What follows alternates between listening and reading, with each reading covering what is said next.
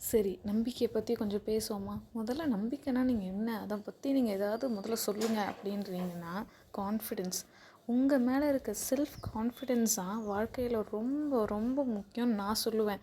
ஒரு விஷயத்த நான் பண்ண போறேன் அப்படின்னா, நான் நல்லா பண்ணுவேன் அப்படின்னு முதல்ல நீங்க உங்கள நம்பணும். ஈவன் நான் இப்போ வந்து ஒரு 8th ஸ்டாண்டர்ட் ஸ்டூடெண்ட்டா இருக்கேன். போய் எக்ஸாம் எழுத போறேன்னா, நான் எக்ஸாம் நல்லா பண்ணுவேன் அப்படின்னு நம்ப செல்ஃப் கான்ஃபிடென்ஸ் அதிகமாக இருந்தால் தான், ஈவன் வந்து உங்களுக்கு படித்தது கொஞ்சம் ஞாபகம் இல்லைனா கூட உங்கள் மேலே இருக்க கான்ஃபிடென்ஸ் வந்து அந்த ஆன்சரை உங்களுக்கு ஞாபகம் வர வைக்கும்.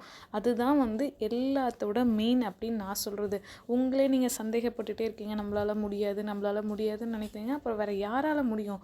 உங்களால் முடியும்னு முதல்ல நீங்கள் நம்புங்க. அதுக்கு தான் இந்த கோட்டை வந்து நான் போஸ்ட் பண்ணுறேன். உன் மீது உனக்கே நம்பிக்கை இல்லை என்றால் கடவுளே நேரில் வந்தாலும் பயனில்லை என்று விவேகானந்தர் அன்றே கணித்துள்ளார். அதனால் எப்பயுமே உங்களை நீங்கள் நம்புங்க.